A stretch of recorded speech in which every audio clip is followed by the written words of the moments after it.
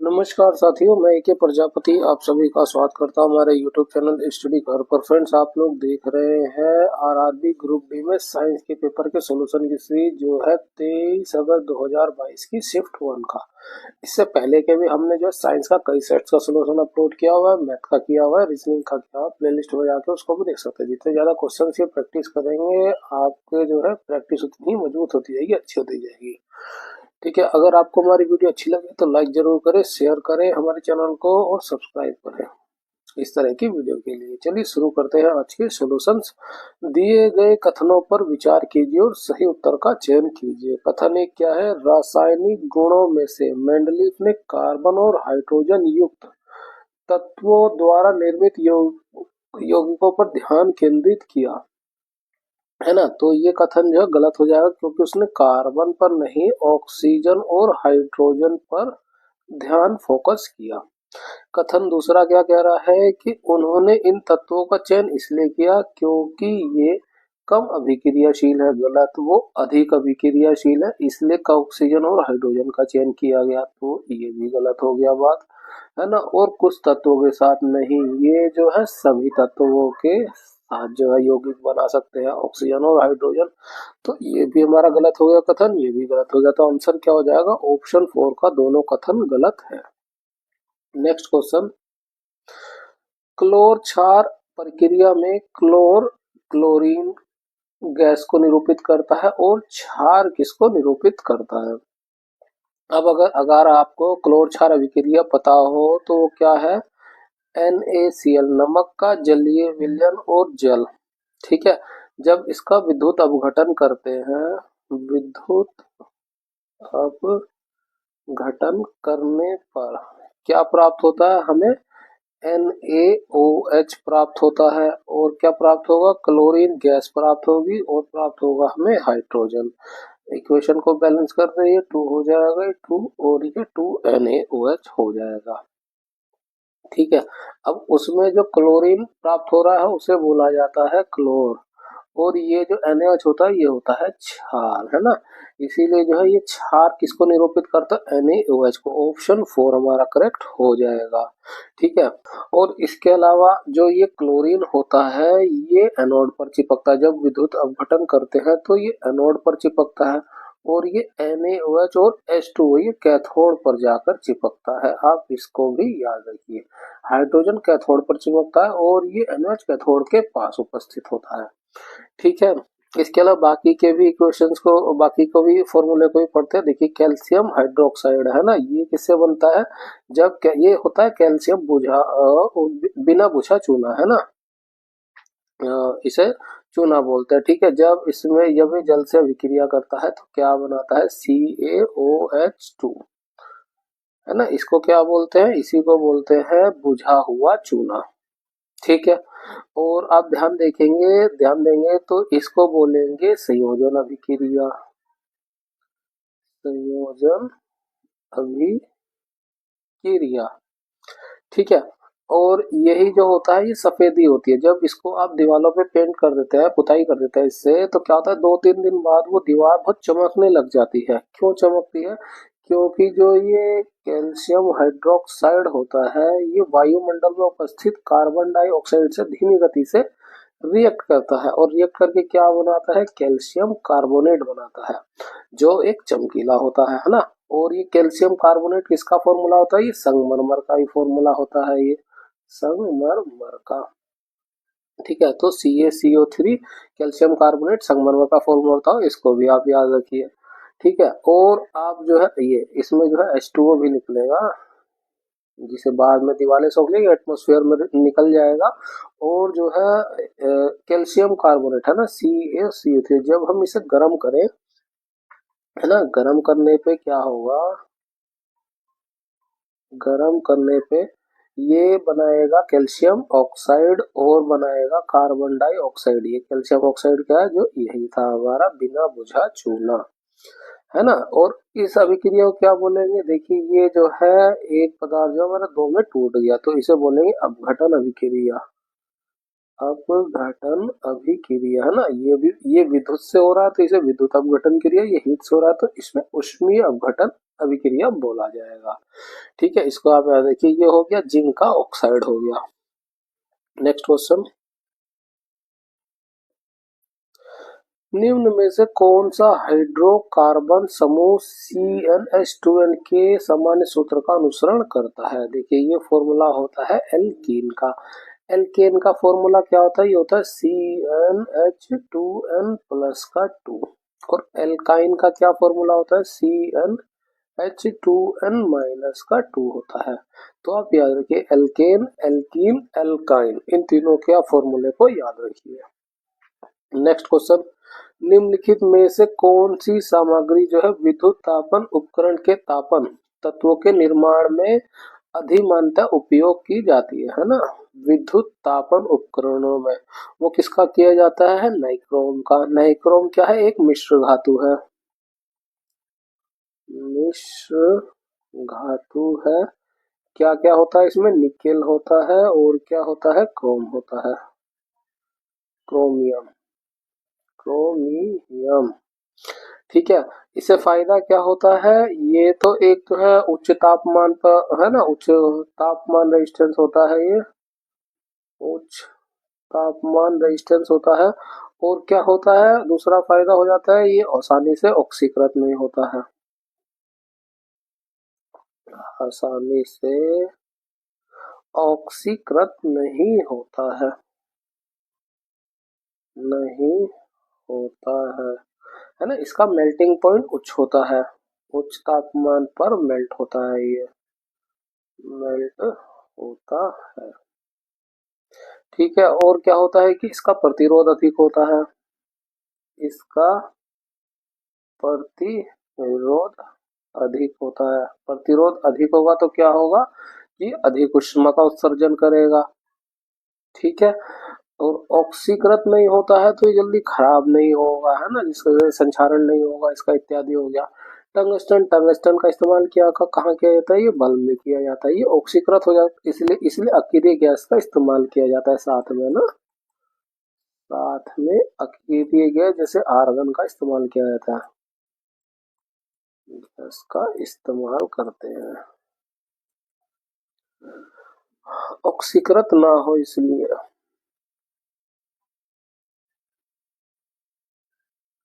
ठीक है, टिन और सीसा मिश्र धातु, इसका उपयोग किया जाता है सोल्डरिंग में, सोल्डरिंग में। ठीक है, आपने देखा होगा ना, प्लेट सोल्डर तांबे वगैरह के, इसमें तारों को जोड़ने के लिए सोल्डरिंग का इस्तेमाल करते हैं। नेक्स्ट क्वेश्चन, एक अवतल दर्पण मुख्य अक्ष पर किस स्थान पर है ना? एक अवतल दर्पण मुख्य अक्ष पर किस स्थान पर है कि किसी वस्तु का अत्यंत छोटा वास्तविक और उल्टा प्रतिबिंब निर्मित हुआ, है ना, मुख्य अक्ष पर। अब देखिए ये हम अवतल दर्पण बनाए, ये हो गई उसकी मुख्य अक्ष, ये होती है मुख्य अक्ष। ठीक है, अवतल दर्पण के केस में क्या होता है कि अत्यधिक छोटा बनता है उसके फोकस पर, ये होता है वक्रता केंद्र। कब होगा? जब वस्तु जो है इन्फानाइट पे रखी हो तब प्रतिबिंब बनता है फोकस पे, और फोकस पे बनता है अत्यधिक छोटा, अत्यधिक छोटा। ठीक है, तो पूछा है मुख्य अक्ष के किस स्थान पर बनेगा? मुख्य अक्ष से उसके फोकस पर बनेगा, फोकस जिसे एफ से रिप्रेजेंट कर देते, तो ऑप्शन 3 हमारा यहाँ पे करेक्ट हो जाएगा। इसकी आप बाकी की भी कंडीशंस को याद रखिए, है ना, ये पूछी जाती है हर क्वेश्चन, हर उसमें पूछा गया है। ये क्या होता है? वस्तु यहाँ लिख लेते हैं और यहाँ प्रतिबिंब। ठीक है, अब वस्तु अगर इनफाइनाइट पे रखी है, जो पहली कंडीशन हो गई, तो हमारा प्रतिबिंब कहाँ बनेगा? फोकस पे बनेगा। कैसा होगा? वास्तविक होगा, वास्तविक होगा, उल्टा होगा और अत्यधिक छोटा होगा, अत्यधिक छोटा होगा, एकदम पॉइंट के जैसा होता है ना। अब वस्तु को इनफाइनाइट से सेंटर के बीच में, है ना, वक्रता केंद्र के बीच में कहीं भी रख दीजिए तो क्या होगा? इनफाइनाइट और वक्रता केंद्र के बीच में रखा हुआ है ना, तो क्या होगा? अब प्रतिबिंब जो है आपका इधर हटेगा, है ना, इस तरफ ऐसे हटता जाए। जैसे जैसे आप वस्तु को जो है दर्पण की तरफ लाएंगे, प्रतिबिंब जो है दर्पण से दूर होता चला जाएगा। अब ये इसके बीच में बनेगा। ठीक है, तो कहाँ बनेगा? वक्रता केंद्र और फोकस के बीच में। कैसा बनेगा? वास्तविक होगा, उल्टा बनेगा, अब छोटा बनेगा। छोटा का मतलब हो गया इससे तो बड़ा बनेगा लेकिन अभी वस्तु से छोटा ही बनेगा। ठीक है, अब वस्तु को हमने रख दिया वक्रता केंद्र पर, यहाँ पे रख दिया, तो क्या होगा? अब प्रतिबिंब जो बनेगा वक्रता केंद्र पर बनेगा। ये कंडीशन क्या होती है? इसमें जो है प्रतिबिंब वास्तविक रहता है, उल्टा रहता है, लेकिन अब बराबर का बनता है। ये कंडीशन को याद रखिए। तीसरा क्या हो जाएगा? प्रतिबिंब को अब यहाँ पे कहीं रख दीजिए, है ना, वक्रता केंद्र और फोकस के बिंदु। तो वक्रता केंद्र और फोकस के बीच। तो अब प्रतिबिंब कहाँ बनेगा? अब बनेगा इधर कहीं, है ना, वक्रता केंद्र और इन्फानाइट के बीच में, इधर कहीं बनेगा। तो कहाँ बनेगा? ये सेंटर एवं इन्फानाइट के बीच में। ये इन्फानाइट हो गया बीच में, है ना। अब कैसा बनेगा? वास्तविक बनेगा, उल्टा बनेगा, अब बनेगा बड़ा, है ना। और अब कहाँ रख दे? अब फोकस पे रख दे। अब तो यही बचा, फोकस पे रख दे तो क्या होगा? प्रतिबिंब बनेगा इन्फानाइट पे। कैसा बनेगा? वास्तविक बनेगा, उल्टा बनेगा, बड़ा नहीं बहुत बड़ा बनेगा, बहुत बड़ा बनेगा। ठीक है, तो इन सब चीजों को याद रखिए। इसके अलावा एक कंडीशन और हो जाती है ना, एक कंडीशन और है कि आप जो है वस्तु को जो है इधर रख दे, फोकस और पोल के बीच में। ये पॉइंट होता है पी, है ना, फोकस और पोल के बीच में रखते। अब कहाँ बनेगा प्रतिबिंब? अब दर्पण के पीछे बनेगा, दर्पण के पीछे इधर कहीं बनेगा। ठीक है, अब ये कैसा कंडीशन होगा? यही एक कंडीशन होगी जो ये आभासी होगा, सीधा होगा और बड़ा होगा। ठीक है, तो आप ये सारी कंडीशंस को याद रखिए। यहाँ पे जो है वस्तु को जो है किस स्थान पे अत्यधिक छोटा, है ना, अत्यधिक छोटे की बात करी तो फोकस पे बनना था। नेक्स्ट क्वेश्चन, चित्र में प्रदर्शित किए गए अनुसार पी क्यू आर एस एक अवतल दर्पण की सतह पर स्थित चार बिंदु है। ये अवतल दर्पण हो गया, है ना, ये अवतल दर्पण हुआ जिस पर ये P पॉइंट हो गया, ये Q हो गया, ये R हो गया और ये S पॉइंट हो गया। ठीक है, यदि बिंदु P Q R S से वक्रता केंद्र की दूरी R1 R2 R3 R4 है, तो R1 R2 के मध्य क्या संबंध होगा? अब देखिए, जो ये हमारा दर्पण होता है, ये गोलीय दर्पण का ही भाग होता है ना। ये ऐसे सर्कल होता है गोलीय दर्पण, उसमें से हम काट के इस तरह से दर्पण को बनाते हैं। ठीक है, तो उसका वक्रता केंद्र से उसकी परिधि के बीच जो दूरी होती है वो क्या होती है? त्रिज्या होती है। अब वो किस कहीं पे भी ले ले आप, इस पॉइंट पे ले, इस पॉइंट पे ले, त्रिज्या तो हर जगह बराबर ही होगी। तो क्या हो जाएगा? यहाँ इस पॉइंट से ये R1 है और ये R2 हो गया, ये R3 हुआ, ये R4 हुआ, है ना। तो ये सारी की सारी त्रिज्या है और सेंटर से है, तो क्या हो जाएंगे? आपस में बराबर हो जाएंगे, R1 R2 R3 R4। तो हमारा आंसर क्या हो जाएगा? ऑप्शन 2 करेक्ट हो जाएगा। R1 बराबर R2 बराबर R3 बराबर R4 हो जाएगा। नेक्स्ट क्वेश्चन, जन्म नियंत्रण के लिए उपयोग की जाने वाली मुखी गोलियां, है ना, ओरल पिल जो होती है, शरीर के हार्मोन संतुलन को परिवर्तित कर देती है। इसके द्वारा गर्भाशय को रोकने का सही तरीके का चयन कीजिए, है ना। तो ये जो ओरल पिल्स होती है क्या काम करती हैं? एक तो ये काम करती है अंडाणु मुक्त नहीं होने देती है ना, अंडाणु, महिलाओं में जो ओवल्स बनते हैं अंडाणु, उसको बनने से रोकती है। और दूसरा क्या करते हैं? जो स्पर्म होता है ना, स्पर्म को जो ग्रीवा ग्रीवा होती है गर्भाशय में, गर्भाशय के नीचे ग्रीवा, उसमें जो तरल होता है, तरल को ये गाढ़ा कर देती है, तरल को गाढ़ा कर देती है। जिससे क्या होता है? जिससे शुक्राणु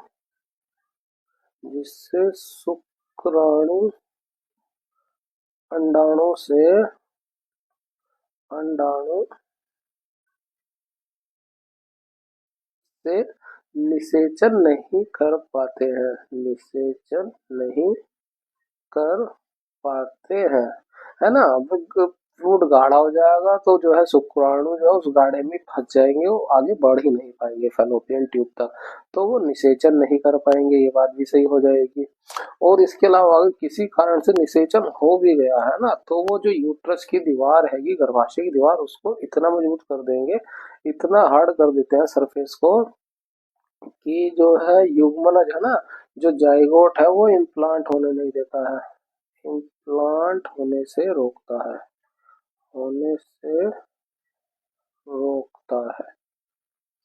है ना। इसको भी आप याद रखिए। तो ये बहुत ही खतरनाक पिल्स होती है, अंडाणु को उत्सर्जन रोकती है, उत्सर्जन हो गया तो फर्टिलाइजेशन को रोकती है, फर्टिलाइजेशन हो गया तो जो है उसके इम्प्लांट को, जाइगोट को भी जो है ठहरने से रोक देंगे, है ना, दीवार इतनी सख्त हो जाती है। तो यहाँ पे ओरल पिल्स का क्या काम करती है, ये करती है, ऑप्शन 4 हमारा करेक्ट हो जाएगा। नेक्स्ट क्वेश्चन, यौगिक एक्स एक पारदर्शी क्रिस्टल ठोस हैगा, इसमें स्वच्छक गुण है और इसका उपयोग कांच के विनिर्माण में किया जाता है, यौगिक एक्स की पहचान कीजिए। वो है धावन सोडा। धावन सोडा का फॉर्मूला क्या होता है, Na2CO3, सोडियम कार्बोनेट। इसका प्रयोग और कहाँ कहाँ किया जाता है, ये किया जाता है कांच बनाने में, है ना, कागज बनाने में, और कहाँ होता है, साबुन बनाने में होता है, साबुन बनाने में होता है। इसके अलावा और भी जगह पे होता है, ये इसे एक नंबर लिखना है। दूसरे नंबर पे क्या होता है कि ये जल की स्थायी कठोरता को भी हटाता है ना, जल की स्थायी कठोरता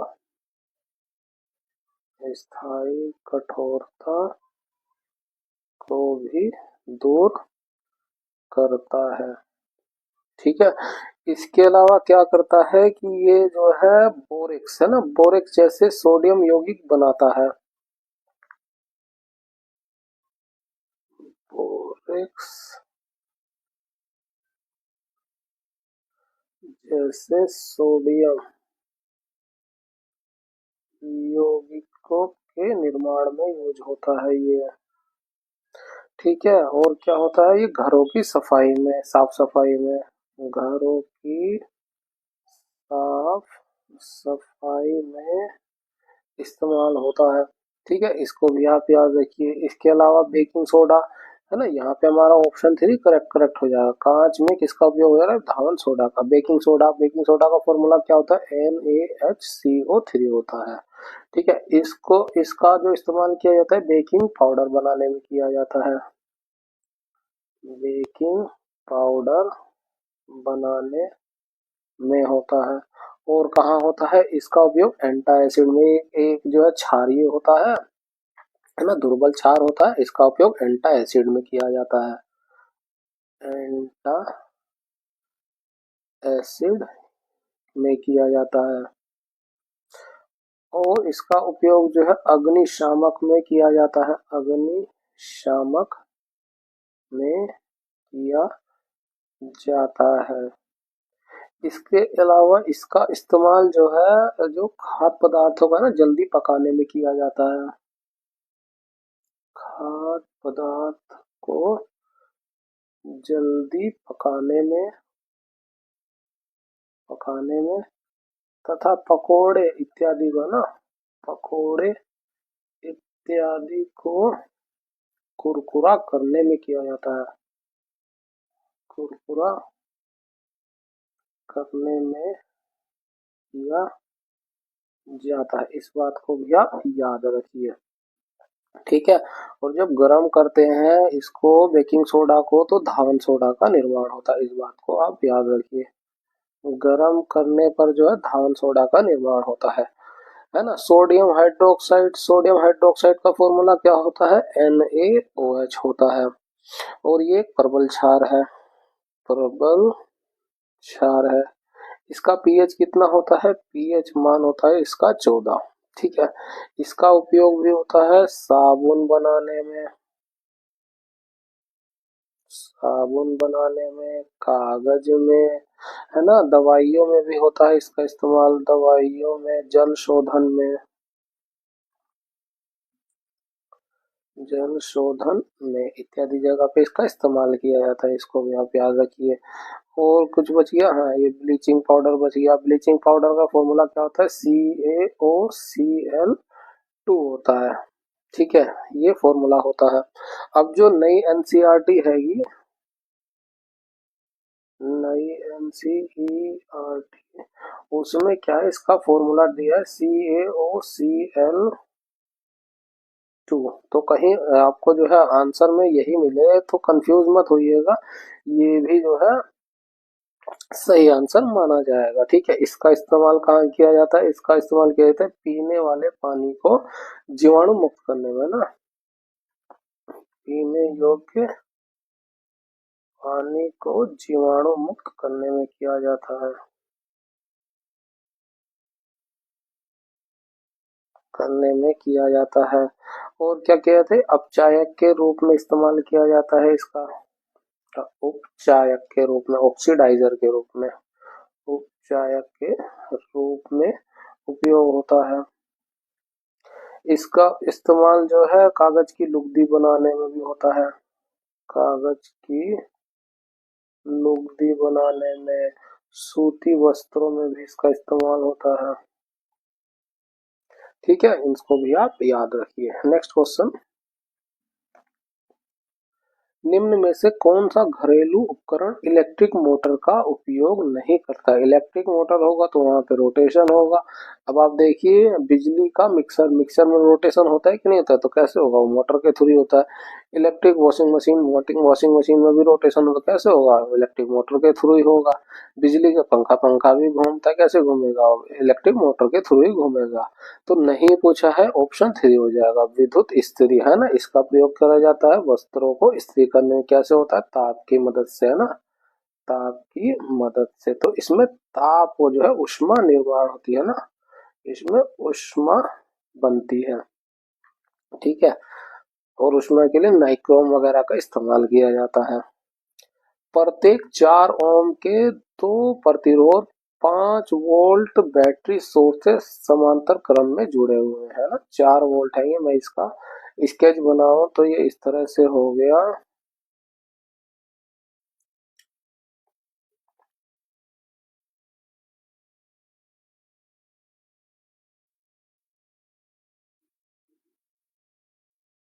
ये इस तरह से 5 वोल्ट की बैटरी से जुड़े हुए हैं।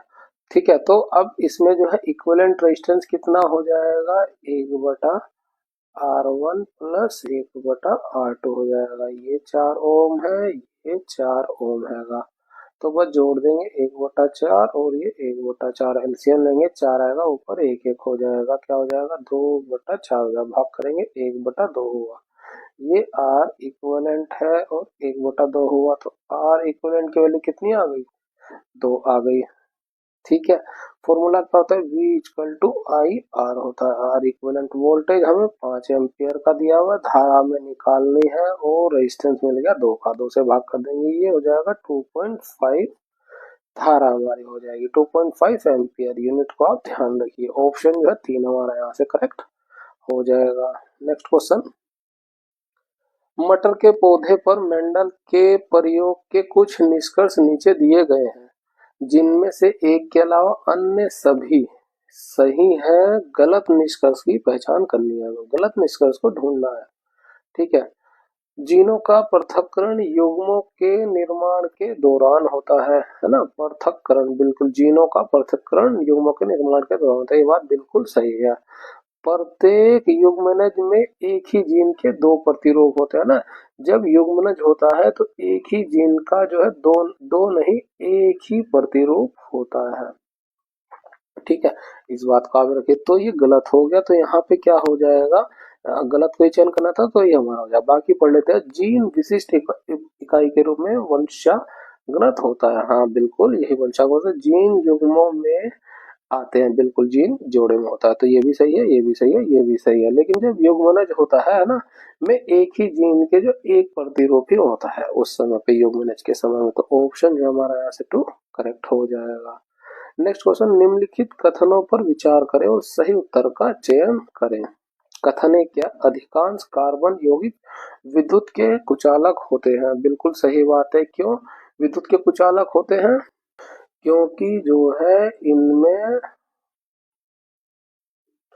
आयन नहीं होते हैं, ठीक है, आयन नहीं होते हैं, ये आपस में जो है सह संयोजक बंध से जुड़े होते हैं, बंध से जुड़े होते हैं। अब आयन से नहीं है तो विद्युत का चालन नहीं होगा, तो ये विद्युत के कुचालक होते हैं, ये बात बिल्कुल सही है। इसके अलावा दूसरा क्या कह रहा है, कार्बनिक यौगिक के गलनांक और क्वथनांक निम्न होते हैं, ये भी बात बिल्कुल सही है। क्यों निम्न होते हैं? क्योंकि इनमें इनके जो है अंतर आणविक जो है अंतर आणविक बल, अंतर आणविक आणविक ना अंतर आणविक बल कमजोर होता है, कमजोर होता है, जो कम ऊर्जा पे ही जो है टूट जाता है ना, जिसे तोड़ने के लिए कम ऊर्जा की आवश्यकता होती है, कम ऊर्जा की आवश्यकता होती है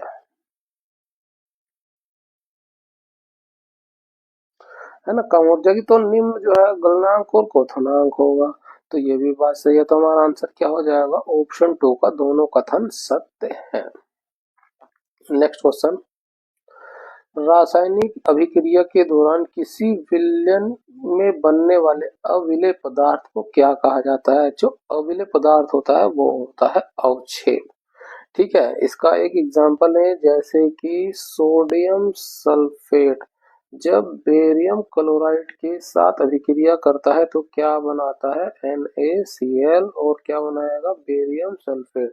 ये बेरियम सल्फेट क्या है? यही अवक्षेप है, अवघुलनशील अवक्षेप को ही पदार्थ, अघुलनशील पदार्थ को ही अवक्षेप बोला जाता है ना।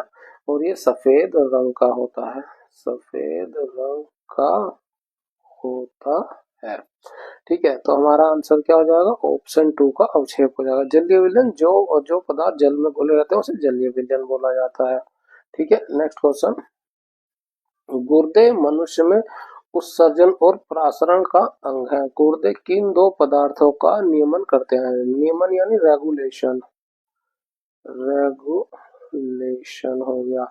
तो देखिए, कार्बन डाइऑक्साइड का तो हमारी किडनियां करेंगी और फेफड़े करेंगे, तो ये भी हो जाएगा, लंग्स करेंगे तो ये भी लंग्स करेंगे। चीनी वीनी का तो नहीं करते, तो क्या बचा, पानी और नमक, तो ना है ना, किडनी, हमारी किडनियां जो है किसका, रक्त को छानने का काम करती हैं, रक्त को छानने का कार्य करती हैं। और जो अतिरिक्त पदार्थ होते हैं ना, अतिरिक्त पदार्थ व अपशिष्ट अपशिष्ट पदार्थ को जो है मूत्र के रूप में मूत्र के रूप में उत्सर्जन करते हैं। तो जो अतिरिक्त पानी और नमक होता है उसको मूत्र के जरिए बाहर निकाल देता है, और इसके साथ अपशिष्ट पदार्थ जैसे यूरिया वगैरह इत्यादि को भी जो है वो निकाल देते हैं।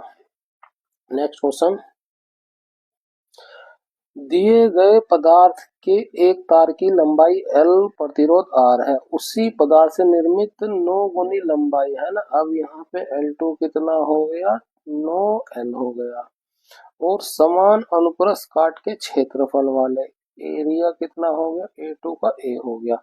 यहाँ पे L1 की बात करें तो L हो गया, और जो है रेजिस्टेंस 1 कितना हो गया, R हो गया। यहाँ पे R2 हमें रेजिस्टेंस निकालना है, अन्य तार के प्रतिरोध इसमें से किसके बराबर होगा, है ना। पदार्थ सेम है तो रेजिस्टिविटी 1 की और रेजिस्टिविटी 2 की बराबर हो गई, ठीक है। दिए गए पदार्थ से उसी पदार्थ से सेम पदार्थ हो गया, और एरिया, इसका एरिया क्या हुआ, ए ही रहा, है ना। इसमें भी एरिया 8 रहा, क्योंकि समान एरिया की बात करेंगे। अब फॉर्मूला क्या होता है, आर बराबर होता है रेजिस्टेंस L अपॉन एरिया होता है। तो यहाँ से हम रेजिस्टिविटी निकाल लेंगे, क्या हो जाएगा, रेजिस्टिविटी रेजिस्टेंस गुणा ए बटा एल हो जाएगा।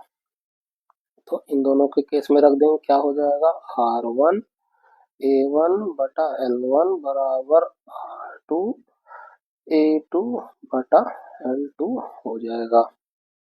R1 कितना है, R1 को R लिया जा रहा है, ये R हो गया। A1 कितना है, A1 A रखा जा रहा है। L1 कितना है, L।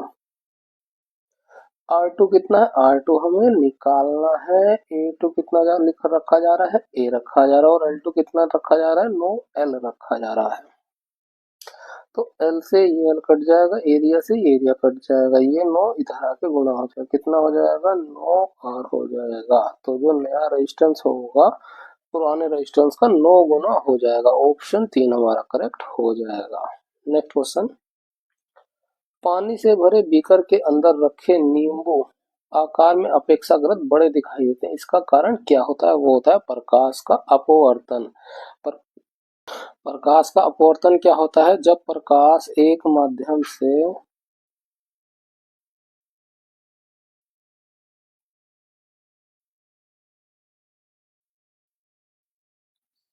दूसरे माध्यम में गुजरता है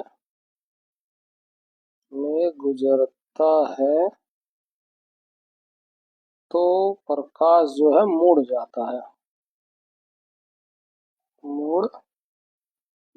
है, जिसके कारण ये इफेक्ट होता है। अब देखिए, जब ये सरल माध्यम से जो है ना, सरल माध्यम से जो है सघन माध्यम में जाता है, ये अभिलंब होता है। ठीक है, तो क्या होगा, अगर ये ऐसे आ रहा है तो ये अभिलंब की ओर झुक जाएगा। क्या होगा, अभिलंब की ओर झुक जाएगा। और जब जो है पदार्थ जो है सघन माध्यम से विरल माध्यम में जाता है ना, ये सरल को जो लिखा विरल लिख दीजिए यहाँ पे। तो प्रकाश क्या होगा, ये इस तरह से आ रहा है तो ये इससे दूर चला जाएगा, है ना, दूर चला जाएगा, अभिलंब से दूर चला जाएगा। इस केस में अभिलंब से दूर हो जाएगा, है ना। इसी कारण से आकार उसका बड़ा दिखाई रहा है। पेंसिल पानी में मुड़ी हुई दिखाई देती है, पेंसिल का मुड़ा दिखना, ये सब इसी के कारण होता है। ठीक है, प्रकाश का प्रकीर्णन क्या होता है, जो हमारा जो वायुमंडल है उसमें जो छोटे छोटे कण होते हैं, जब उस पर लाइट पड़ती है तो वो लाइट इस तरह से चारों ओर बिखर जाती है। इसी वजह से जो है हमारा आकाश जो है नीला दिखाई देता है, आकाश नीला दिखाई देता है। और क्या हो जाएगा, सूर्योदय व सूर्यास्त के समय सूर्य लाल दिखाई देता है, सूर्य लाल दिखाई देता है। इसी वजह से प्रकाश का परावर्तन क्या होता है ना, जब प्रकाश जो है किसी चिकनी सतह पर पड़ता है,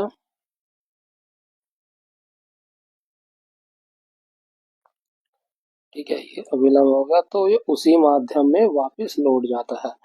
ठीक है, तो प्रकाश का उसी माध्यम में वापस लौट जाना, प्रकाश का उसी माध्यम में वापस लौट जाना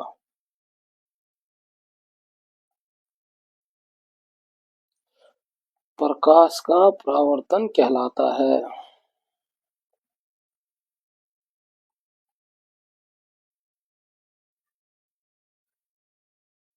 ठीक है, इसको भी आप याद रखिए।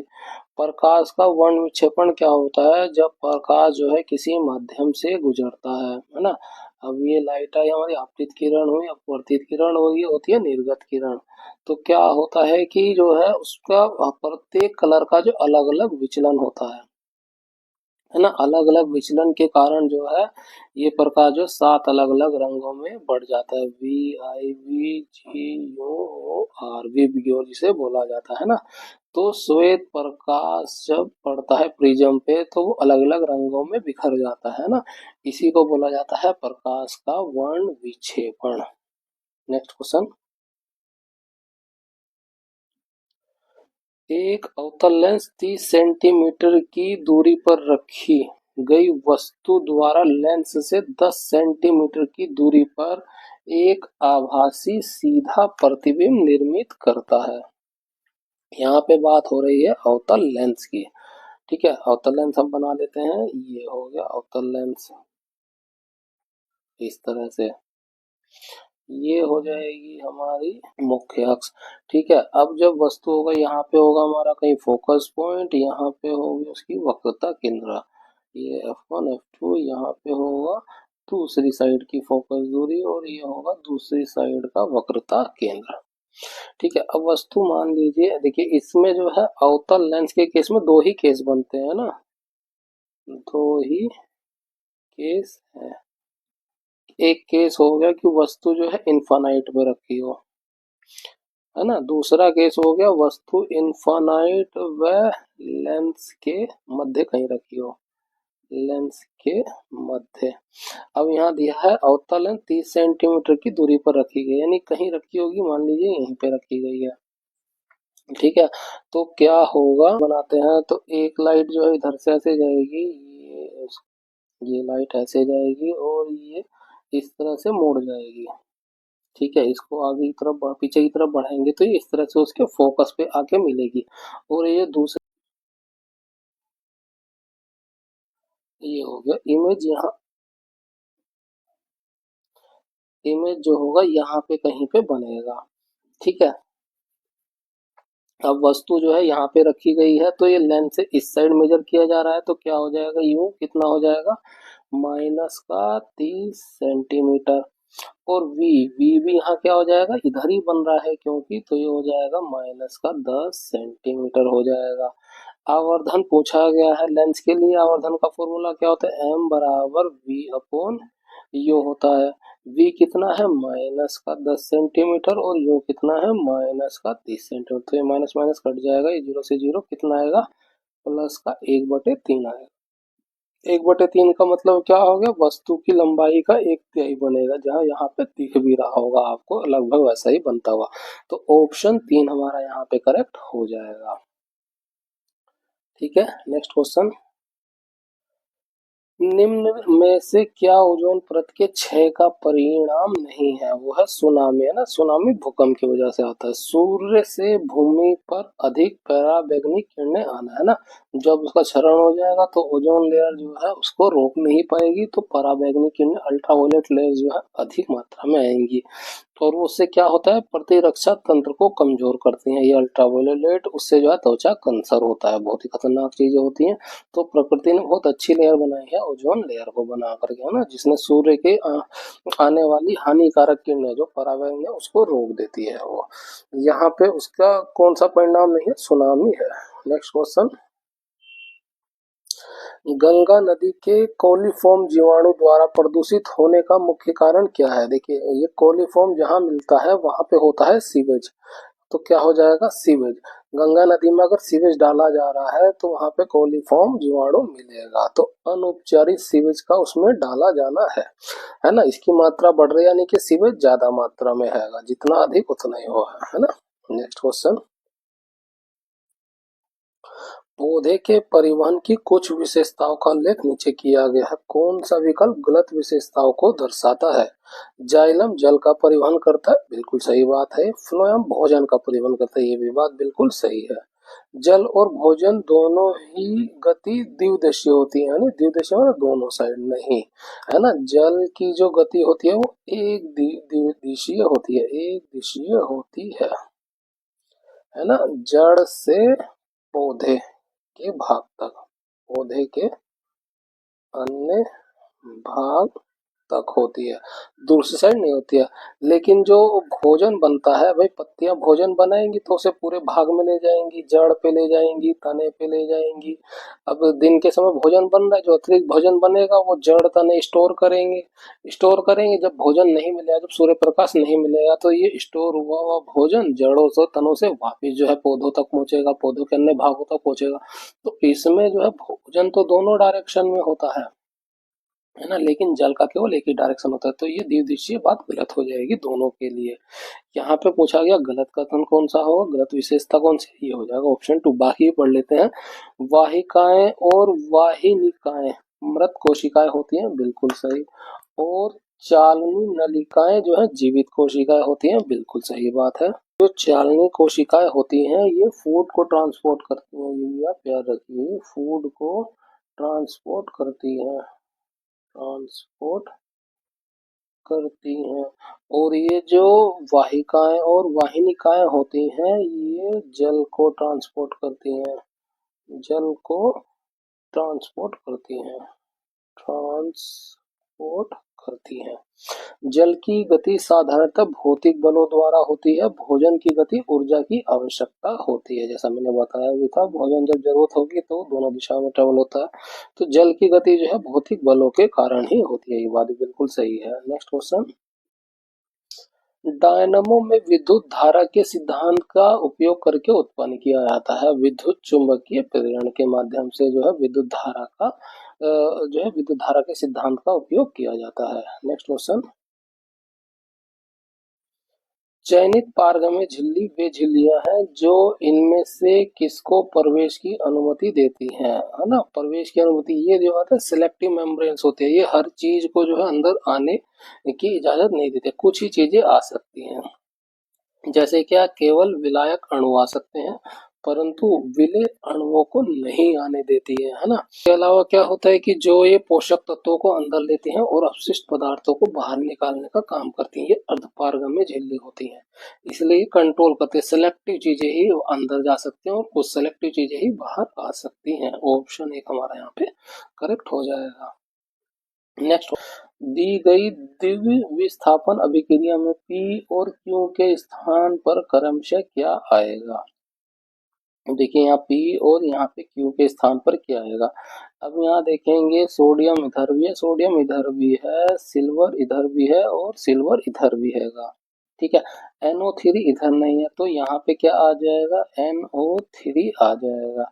यहाँ पे देखिए Cl इधर है, इधर नहीं है तो यहाँ पे आ जाएगा Cl आ जाएगा, ठीक है। तो ये हो गई द्विविस्थापन अभिक्रिया, हो गई जो NO3 इसके साथ रिएक्ट कर गया और क्लोरीन इसके साथ आ गया, है ना, तो दोनों ही एक दूसरे के स्थानों को बदल दिया दोनों ने। इसके अलावा जो ये सिल्वर क्लोराइड बना है ये अवक्षेप होता है ना, अवक्षेप हमने पढ़ा भी था, एक अवक्षेप बनता है और ये अवक्षेपण अभिक्रिया बोला जाएगा, फिर इसे अवक्षेपण अभिक्रिया। तो आप ये सारे एग्जाम्पल्स को याद रखिए, ये अवक्षेपण अभिक्रिया होगी, सफेद रंग का होता है, ये भी सफेद रंग का। अब ये देखिए ये जो है सिल्वर क्लोराइड हो गया, ये प्रकाश के प्रति संवेदनशील होता है तो इसे फोटोग्राफी में इसका इस्तेमाल होता है ना, फोटोग्राफी में इस्तेमाल होता है क्योंकि ये प्रकाश के प्रति संवेदनशील होते हैं।